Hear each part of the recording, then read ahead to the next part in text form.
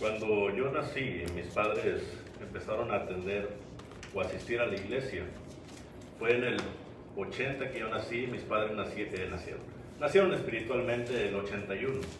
Ellos fueron bautizados en ese año, en el 81, y por un tiempo bastante considerable estuvieron constantemente fieles en la iglesia. Pero hubo, lamentablemente, un periodo de tiempo, yo diría un año probablemente o menos, en el que la iglesia a la cual nosotros asistíamos empezó a tener muchos problemas de diferentes índoles, y por causa de esos problemas que se levantaron dentro de la congregación,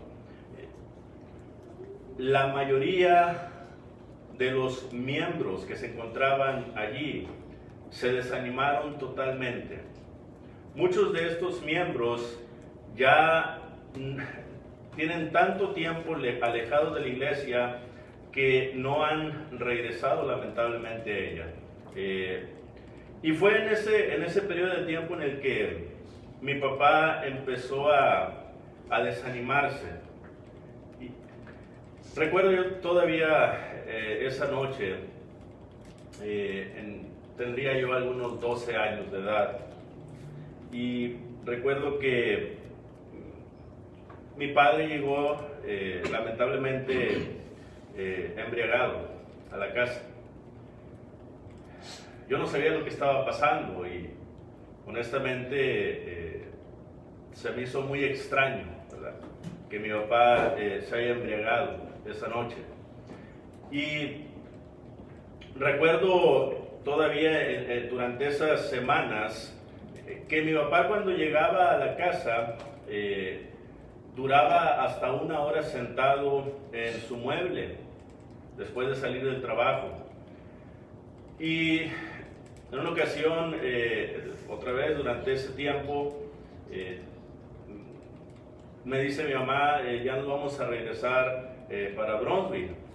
Pero fue en ese tiempo cuando mi papá decayó, se enfermó en gran manera, a tal grado que literalmente se estaba muriendo. Y desde Houston, que es donde vivíamos, uno de mis tíos, o algunos de ellos, no recuerdo exactamente, yo estaba muy pequeño, nos llevaron desde Houston hasta Matamoros, Tamaulipas, que es donde mi papá tenía una casa. Y allí en Matamoros nos dejaron, algunos de nosotros nos dejaron allí con mi abuela, y a mi papá, junto con mi mamá, se lo llevaron hasta la ciudad de Monterrey. Cuando llegó a la ciudad de Monterrey, lo llevaron al hospital. Lo que dijo el doctor fue, ya para qué me lo traen, ¿verdad? Lamentablemente ya está en categoría 4, ¿verdad?, en nivel 4 de cáncer. Ya no podemos hacer nada por él. Y en ese tiempo, yo pienso, hermanos, que mi papá pensaba, bueno, pues, ¿qué está pasando? ¿Por qué me está pasando esto? Y ahora yo me hago esta pregunta, ¿verdad? ¿Qué hubiera pasado si mi papá no hubiera enfermado en ese tiempo? ¿Qué hubiera pasado?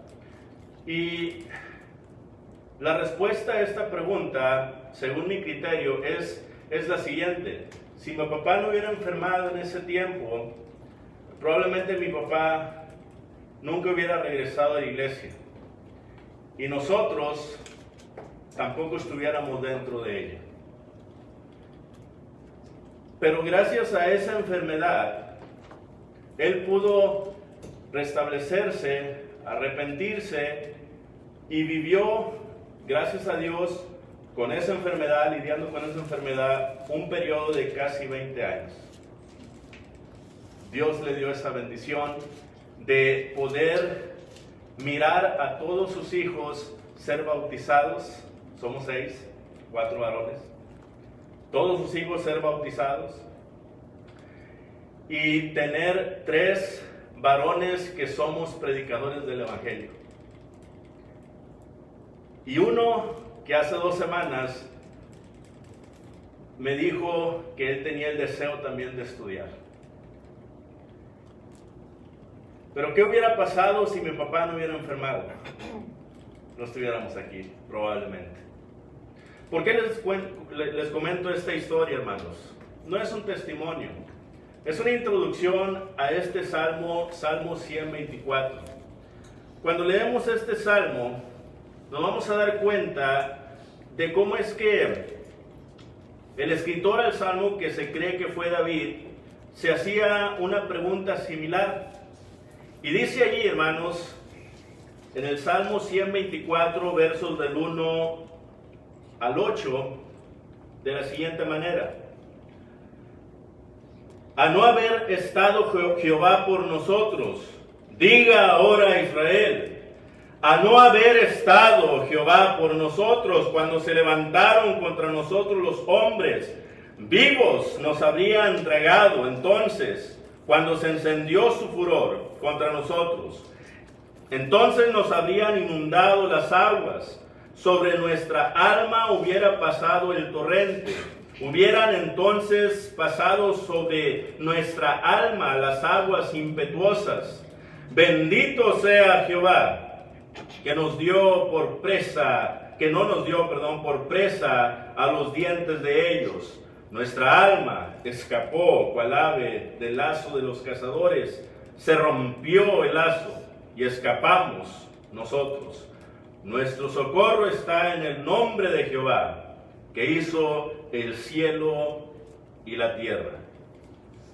¿Qué hubiera pasado? ¿Qué hubiera pasado, diría David, si el Señor no hubiera estado de nuestro lado? Este salmo, hermanos, se cree que está hablando de la sección que encontramos en 2 de Samuel, capítulo 5, versículos del 17 al 25. Cuando usted lee esta sección, usted puede ver cómo es que David, habiendo sido proclamado rey de Israel, ahora viene a enfrentarse en contra de los filisteos.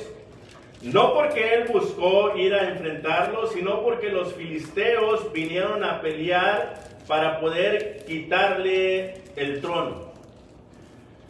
Anteriormente, los filisteos ya habían acabado con la vida de Saúl y con sus hijos. Y dejaron, hermanos, a David por un tiempo. Y la razón por qué lo dejaron por un tiempo es porque lamentablemente había división entre los mismos judíos. Estaba por un lado David y por el otro lado estaba Isboset, que era el hijo de Saúl. Cuando Saúl muere, el general de Saúl, llamado Abner, todo esto usted lo puede leer aquí en 2 de Samuel desde el 1 hasta el 6. Cuando Saúl muere, David es proclamado rey, pero Abner, ¿qué es lo que hace? Establece al hijo de Saúl, Isboset, como rey sobre Israel. Entonces, en este tiempo, lamentablemente, por un periodo de 2 años, había división entre los mismos judíos, entre los mismos israelitas. Y vemos nosotros, hermanos, cómo es que el proceso que se llevó para que de esta manera David pudiera gobernar por sobre todo Israel fue un proceso muy triste y doloroso. ¿Por qué? Porque había pleito entre los mismos hermanos. Y durante ese tiempo, hermanos, de división y de pleito, los filisteos no molestaron a David para nada. ¿Por qué? Porque ellos decían, bueno, están viviendo en pleito como quieran. ¿Para qué nos vamos a meter? Deja que ellos se acaben entre ellos mismos. Sin embargo, cuando Isboset muere y cuando Abner muere, hermanos, el pueblo proclama a David como rey por sobre todo Israel, ahora sí. Y luego de allí, estando David en Hebrón, viene a pelear contra los jebuseos y le quita la ciudad de Jerusalén a los jebuseos y se establece como rey. Y establece la ciudad de Jerusalén como la capital y viene a decir David, esta es la ciudad de David. Cuando escucharon los filisteos que David había tomado el reino de Israel y le había quitado el trono, el poder a los jebuseos, es allí cuando los filisteos se vinieron a pelear en contra de David, hermanos. Y aquí hay algo muy interesante porque tanto los filisteos como los jebuseos descendían de un mismo familiar, de Cam. ¿Se recuerda Cam, Sem, Cam y Jafet? Bueno, ese Cam. De allí descendían los filisteos y los jebuseos. Entonces, en cierta manera, compartían la misma sangre. Y cuando David toma el trono de los jebuseos, se establece en Jerusalén, hermanos, es cuando los filisteos vienen y rodean a David para atacarlo. Y ellos estaban bien confiados de que iban a poder destruir a David y matar a David y a sus hijos, así como lo habían hecho con Saúl. Es el Salmo 124 el que David escribió cuando estaba pasando todo esto, toda esta historia.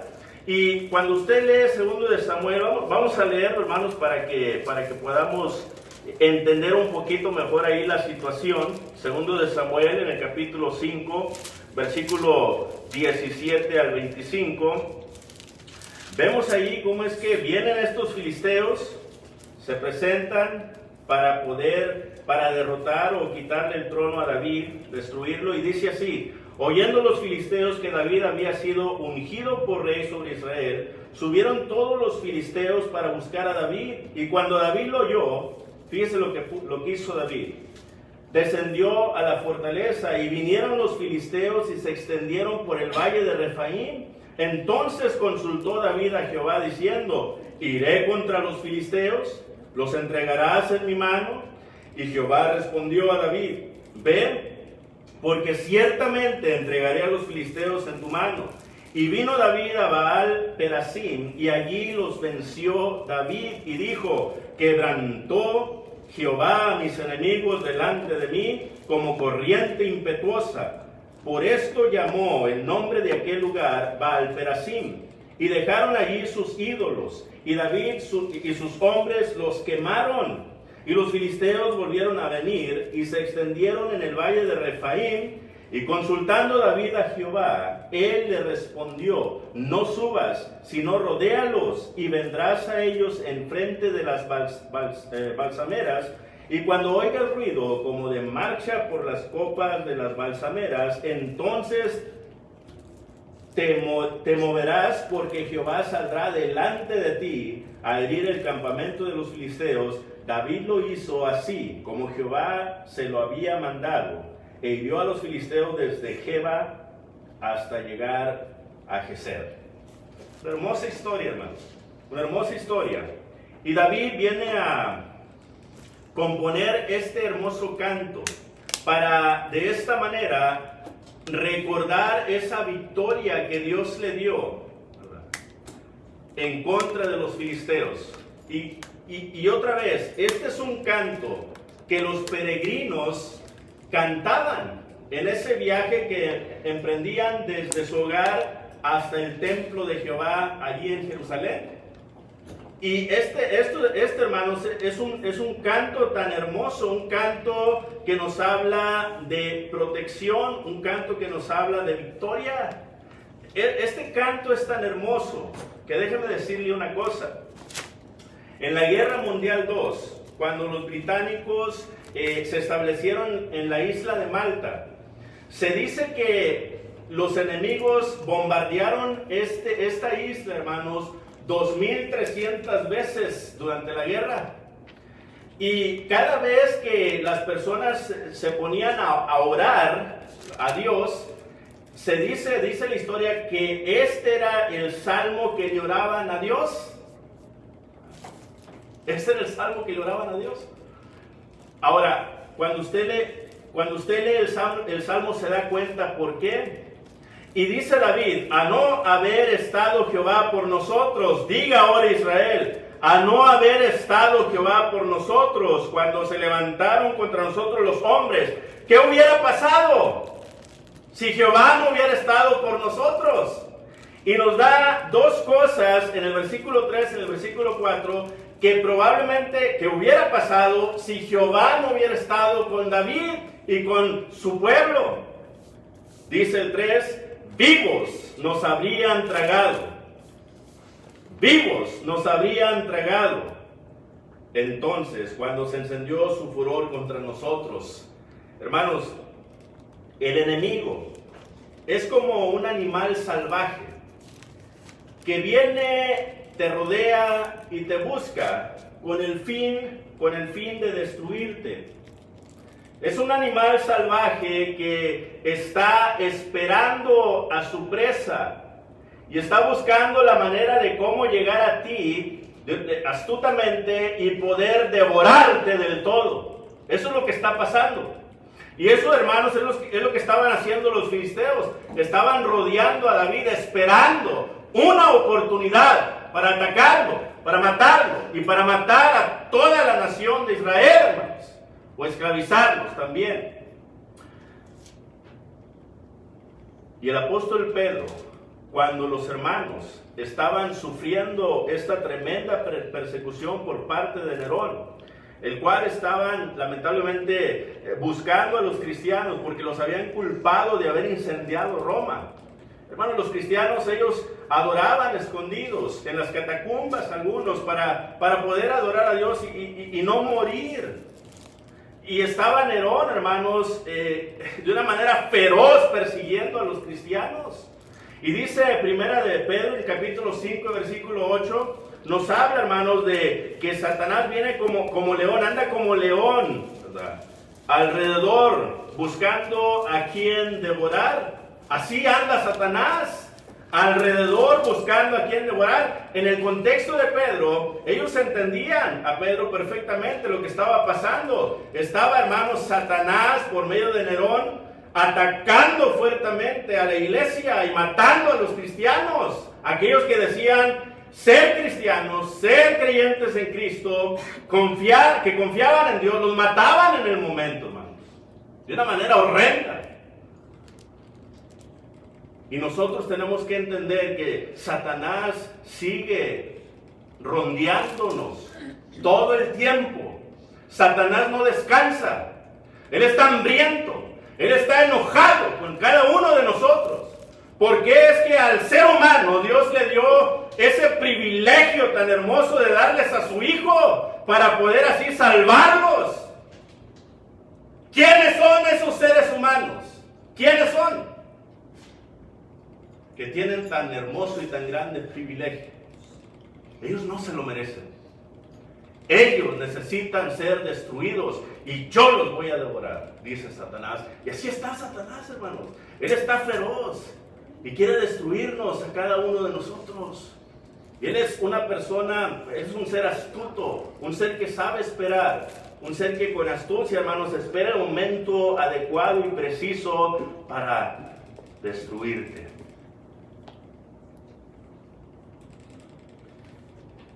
Pero el punto es este. ¿Qué hubiera pasado, hermanos, si nosotros no estuviéramos en Cristo?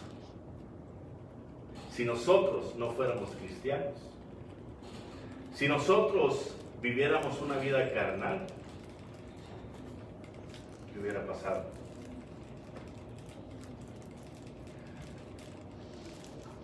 En el versículo 4 dice: entonces nos habrían inundado las aguas, sobre nuestra alma hubiera pasado el torrente.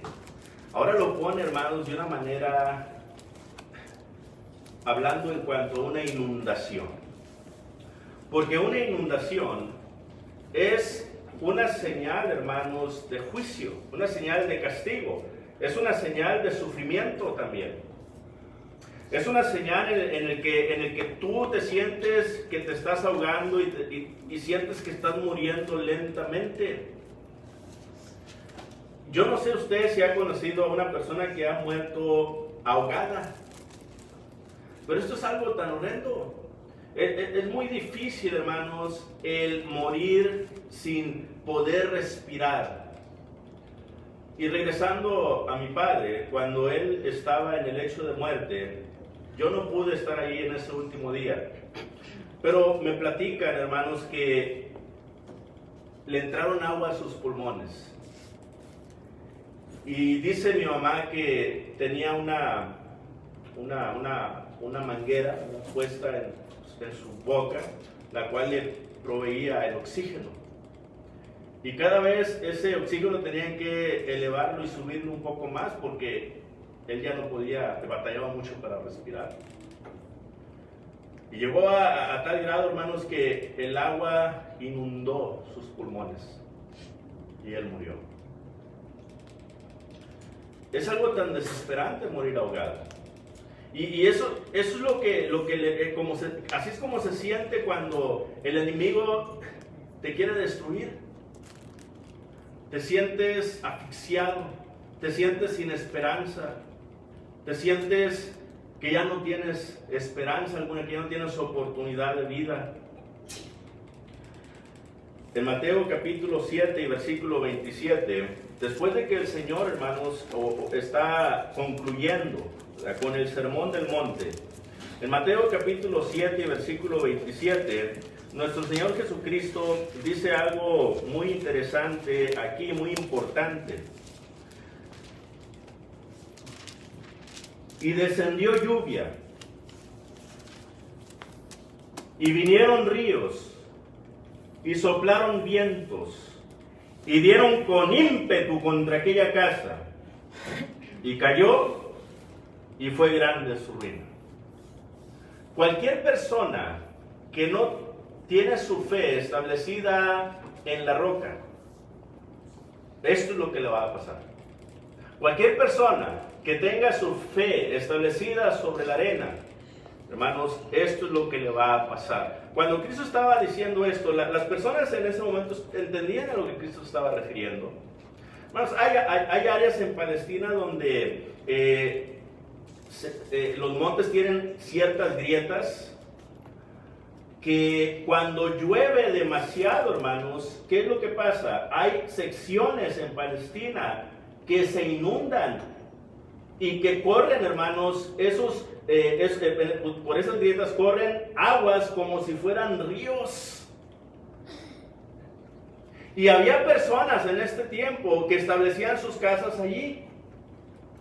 Y cuando llovía en esa magnitud, la gente sabía que esas casas no iban a perdurar. Pero ¿qué creen que pasaba? La gente, hermanos, que ya sea que no querían, que eran ignorantes o que no eran prudentes, ¿verdad? ¿Qué es lo que hacían después de que se secaba todo? Iban y volvían a edificar allí. Hoy en día pasa lo mismo, ¿verdad? Hay lugares hoy en día, hermanos, que se inundan. Y la gente, sabiendo que se inunda ese lugar, vuelven a construir en el mismo lugar. Y uno piensa y dice, bueno, ¿por qué lo están haciendo? ¿Por qué no pueden pensar en que va a volver a llover, puede venir otra catástrofe, otra inundación como la que hubo? ¿Y por qué siguen ellos edificando en el mismo lugar? Bueno, Jesús, hermanos, les decía, así es el hombre insensato, que edifica su casa sobre la arena. Así es. Cuando la persona no está con el Señor y vienen los problemas, las aflicciones, las enfermedades y todas estas cosas, hermanos, que dañan al hombre, el hombre es inundado completamente, no tiene esperanza alguna. Dice David, ¿qué hubiera pasado? Me hubiera ahogado, nos hubiéramos ahogado completamente. Ahora, usted recuerda la historia de Noé. Yo creo que es una historia muy conocida. ¿Qué hubiera pasado si las personas en el tiempo de Noé hubieran obedecido a la palabra que venía de Dios por parte de Noé, por medio de Noé? ¿Qué hubiera pasado? Hermanos, la gente no hubiera perecido en el diluvio. Una, no hubiera habido diluvio. Dos, hubiera existido más gente dentro del arca. Eso es lo que hubiera pasado. Pero no fue así, lamentablemente. Ahora, nosotros del versículo 1 al 5, ¿qué es lo que estamos viendo? Bueno, estamos viendo un reconocimiento, ¿verdad? Podemos titularlo así. Del versículo del 1 al 5 estamos viendo un reconocimiento. Hay que reconocer, hermanos, de dónde viene la ayuda. Hay que pensar en eso. Y hay que entender, hermanos, que Dios es el todo sobre todas las cosas. Él tiene el control de nuestras vidas. Versículos 6 al 8 habla de agradecimiento. Eso es lo que habla. Versículos 6 al 8. Agradecimiento. Dice el 6: bendito sea Jehová, que no nos dio presa a los dientes de ellos. Nuestra alma escapó cual ave del lazo de los cazadores. Se rompió el lazo y escapamos nosotros. Nuestro socorro está en el nombre de Jehová, que hizo el cielo y la tierra. La pregunta es la siguiente. David estaba bien agradecido con Dios. Y la pregunta es la siguiente. ¿Nosotros estamos agradecidos con Dios, hermanos? ¿Nos sentimos realmente agradecidos con Dios? ¿Qué es agradecimiento? Bueno, agradecimiento es saber que pudiste salir del problema, pudiste ser salvo, pudiste salir de tu aflicción gracias a un medio. Puede ser una persona que vino a tu auxilio. Yo no sé si tú has tenido momentos en el que no encuentras la puerta. Yo creo que todos aquí hemos estado en una situación así, cuando nos ha faltado el dinero, hermanos. Yo creo que todos aquí podemos, ¿verdad? Pudiéramos conectarnos en este punto. Estás tú sentado en tu casa, desvelándote porque no puedes dormir, porque sabes que en una semana o al siguiente día tienes que pagar la renta y no tienes el dinero. ¿Cómo te has sentido? Desesperado, ¿verdad? Y uno como varón, hermanos, uno como hombre, usted me entiende, hermano, ¿verdad? Uno como hombre, que es la cabeza del hogar. Yo no sé si usted ha estado en una situación, pero yo pienso que a lo mejor sí, ¿verdad? ¿Cómo se siente usted? Pues a veces le entran a uno pensamientos como estos. Eres un inútil, no sirves para nada. Ni siquiera puedes alimentar a tu familia, ni siquiera puedes darle un techo a tu familia. Y empiezas a bombardear tu mente de todos estos pensamientos horrendos, negativos. Y empiezas si no te cuidas, empiezas a deprimirte y te puedes llegar a enfermar. Pero ¿qué pasa, hermanos, cuando de repente, al siguiente día, te toquen la puerta? Y de repente por ahí llega un hermano, o no necesariamente un hermano, ¿verdad? Platica contigo y te dice: mira, hermano, ten, para que pagues tu renta. Ahora la pregunta es, ¿qué sientes en ese momento?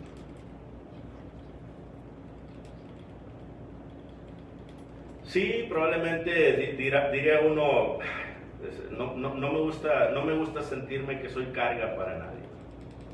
Probablemente pudiera pensar uno así. Pero por otro lado, Dios te sigue cuidando. Y deberías de pensar en que Dios todavía te sigue amando. Y te envía estos medios para que tú seas agradecido y sigas siendo agradecido con Él. Se siente tan hermoso cuando te dan la mano. Y cuando te dan la mano, ¿cómo te sientes con esa persona? Te sientes bien agradecido, ¿verdad? Bueno, imagínate, David así se sentía de Dios. Él decía: hey, están los filisteos rodeándonos a nosotros, yo le voy a orar a Dios, le voy a pedir a Dios y que sea Él el que nos libre. Y ponga atención a cómo lo dice David. David nunca se dio la gloria a él mismo. David siempre decía: la victoria nos la dio Jehová. La victoria es de Dios, no es mía. Y así es como nosotros debemos estar agradecidos con Dios. Lo que Dios hizo en nuestra vida, que fíjese todo lo bueno que le ha dado Dios a usted, todo lo bueno que ha hecho por usted. Piense en todo eso para aprender a ser agradecidos con Dios. Dice, bendito sea Jehová el 6, que no nos dio por presa los dientes de ellos. Y esto me recuerda aquella historia de Daniel, capítulo 6, versículos del 16 al 24. Una historia muy conocida, aún los niños, ¿verdad? La conocen. Bueno, ya los niños no son ni tan niños, ¿verdad? Aún los niños, ya voy a apuntar para allá. La conocen. Y estamos hablando, hermanos, de aquella hermosa historia de cuando Daniel fue echado en el foso de los leones. ¿Por qué fue Daniel echado en el foso de los leones? Bueno, porque estos gobernadores le tenían celos a Daniel, porque Daniel era el preferido del rey.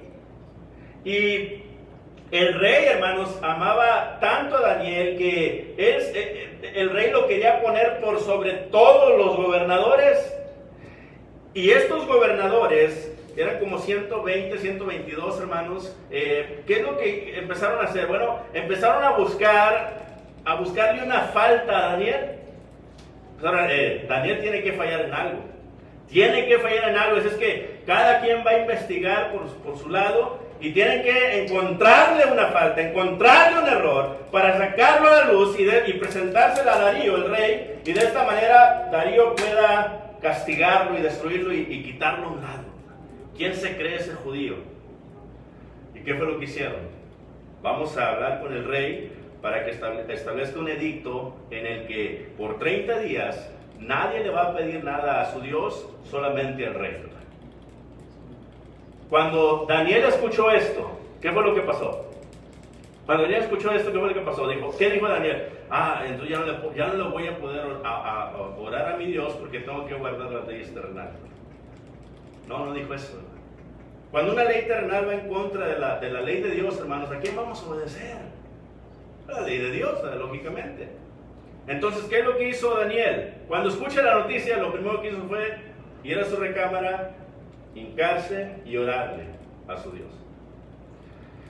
Fue allí cuando los sátrapas o los gobernadores pudieron llevar esa prueba de desobediencia al rey y decirle: mira, tú firmaste este edicto y tú estableciste que a nadie se le podía pedir nada, a ningún Dios, solamente al rey.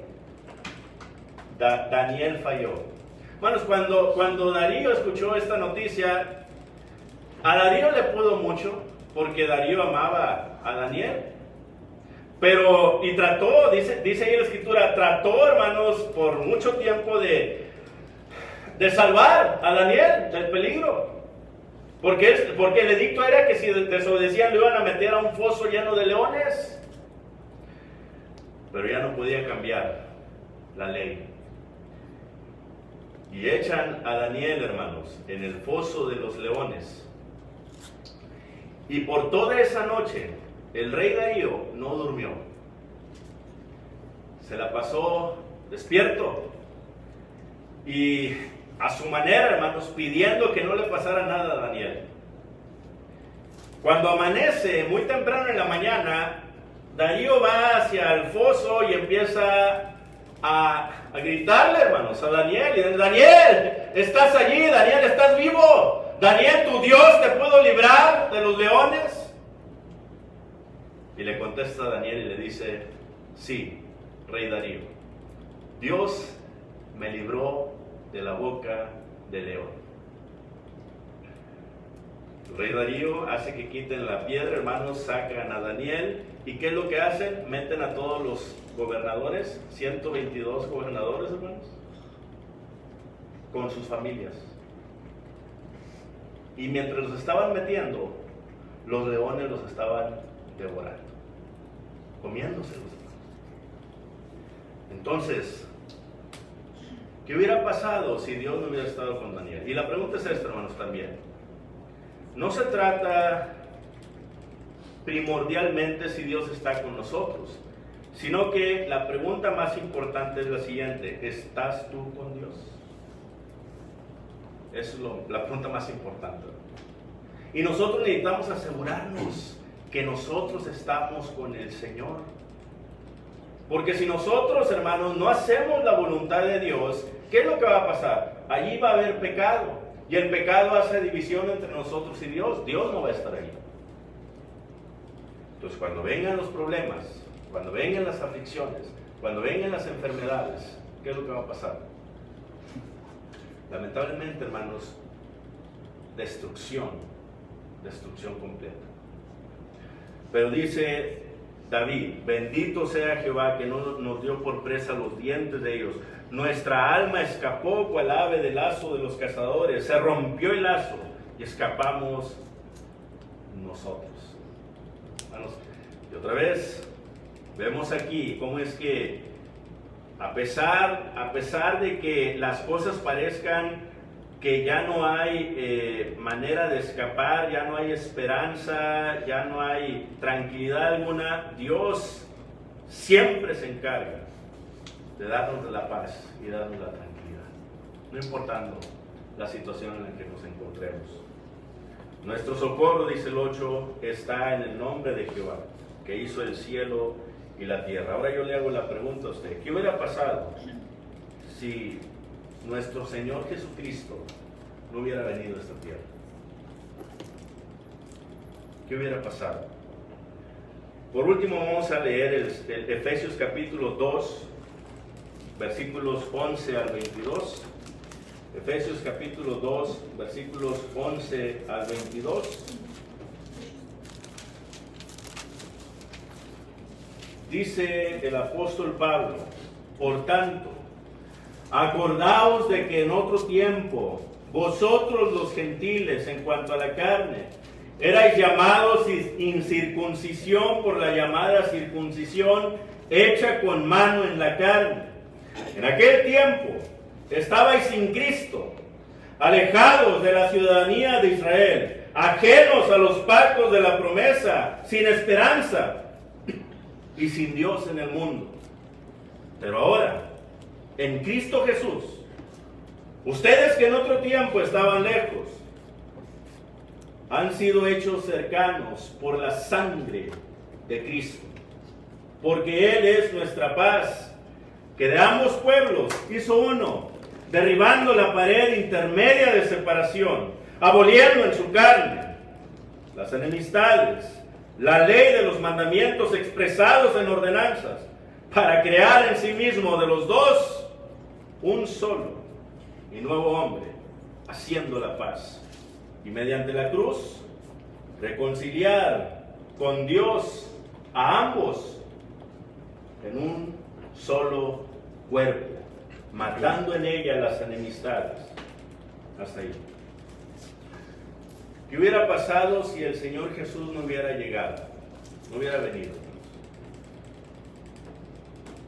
Nosotros los gentiles estuviéramos sin Dios y sin esperanza alguna, alejados de la ciudadanía de Israel, ajenos a los pactos de la promesa.